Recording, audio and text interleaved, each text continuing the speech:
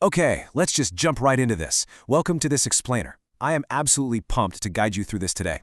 So, if you've ever had that itch to dive deep into an immersive tabletop RPG, to go exploring dangerous ruins, battling terrifying monsters, but you just couldn't get your regular gaming group together, well, RedelfWorld has engineered a truly fascinating workaround. Today, we're zeroing in on their Solo engine. We're going to explore exactly how its ingenious Solo Oracle and Solo AI mechanics let you play a full, thrilling adventure entirely on your own. Literally, zero game master required. Right, so let's address the elephant in the room right off the bat. Without a game master sitting behind a screen, who actually decides if the door is locked? Who decides what the monsters do on their turn, or what kind of loot you find? Because in a traditional game, the GM holds all the keys to the world. But in solo play, you need a system that can genuinely surprise you without forcing you to just, make it all up as you go. To really get how RedelfWorld pulls this off, we're going to walk through a simulated shift of gameplay today. We'll basically watch these mechanics unfold in real time. So here is our roadmap for today. First, the game master in a die. Second, interpreting chance as story. Third, enemies with a will of their own. Fourth, rolling for valuable loot. And finally, number 5, your own epic story. Let's get to it.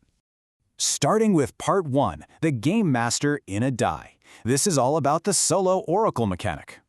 Okay, so instead of spending hours, and I mean literally hours, prepping a campaign, sketching out every single room of a dungeon, RedelfWorld uses a Solo Oracle. This basically acts as your virtual game master by using probability and logic to answer your questions and drive the adventure forward. When you hit a situation like, say, are there guards patrolling this corridor, you phrase it as a simple yes or no question. Then you just judge the likelihood. Is it obvious? Is it a 50-50 shot? Based on your gut feeling there, you roll a standard 20-sided die.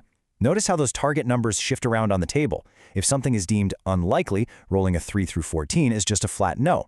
The result gives you this totally unpredictable, yet completely logical answer. But what's really fascinating here, honestly, is the extremes of these answers. The game bakes in these brilliant dramatic pivots. So a yes but means you get exactly what you want, but it comes with cost, a mild complication. Like, let's say you ask if the heavy wooden door opens. Yes, it does, but it squeaks so loudly it alerts whatever is sleeping inside. On the flip side, a no and is a massive narrative fumble. You don't just fail to pick the lock, your lockpick snaps off inside the keyhole, or maybe a trap triggers immediately and you lose some health. This mechanic ensures your solo game is never just stagnant. Every single roll forces the story into new, unexpected territory. Moving on to Part 2, interpreting chance as story. Let's talk about the focus and event generator. So the yes-no oracle is fantastic for direct questions.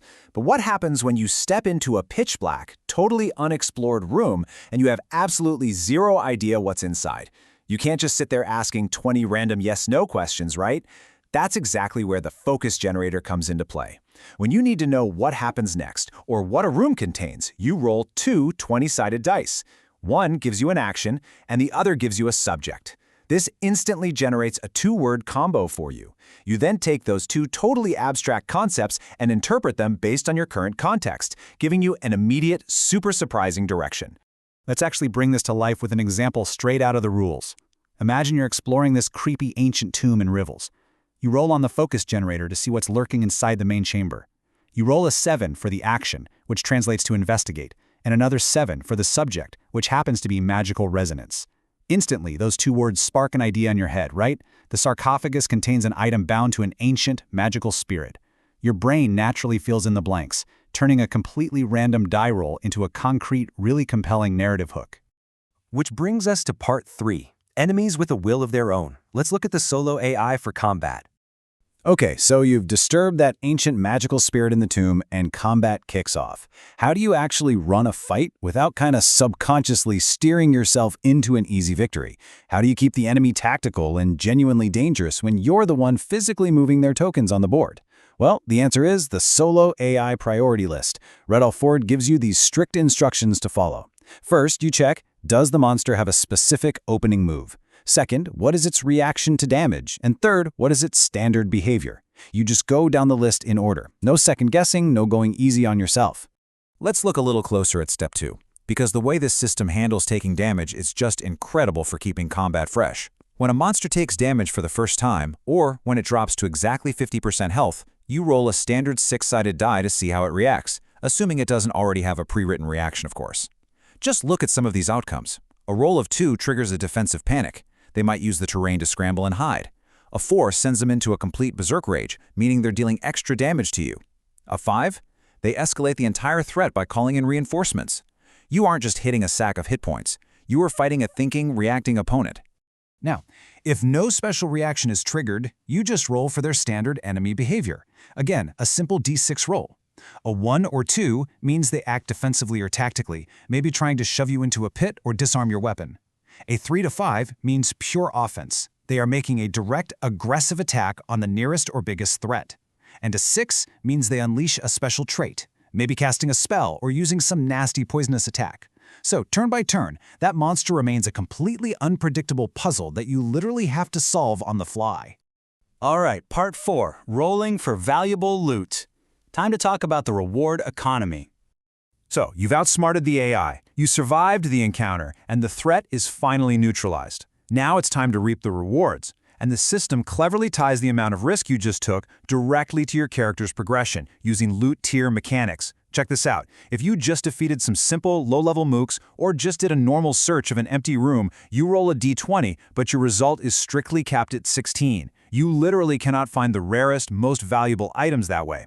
But if you fought elite enemies, you get to roll on the full table all the way up to 20. And if you took down a massive scene monster or a boss, you get to roll with a +2 modifier. That pushes you right up into the rarest bracket of legendary loot.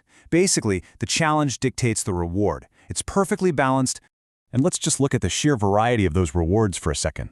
Depending on your role, your victory might yield physical, tangible loot, like a rusty rune hammer, or maybe some rare alchemical ingredients to permanently boost your stats. Or alternatively, it might yield a brand new local rumor. You might find a journal talking about a whispering shipwreck on the coast, or a missing priest. That right there serves as the narrative hook for your very next adventure. The game organically seeds its own continuation purely through your success. And finally, part 5, your own epic story. The underlying solo philosophy. As we wrap up our little simulated session today, I think it's important to take a step back and look at the bigger picture here. RedelfWorld isn't just a collection of random tables, it's a dedicated engine designed to generate real meaning. And it all really boils down to the golden solo rule. What do you stand to win, and what do you risk? The system provides the oracle to guide you, the AI to fight you, and the tables to reward you, sure, but it is entirely up to you to weigh the costs. Every single door you open, every enemy you decide to engage, and every shadow you investigate is a choice. So the real question is, are you ready to grab your dice and answer this for yourself in your very next scene? Thank you so much for joining me for this explainer, and happy adventuring!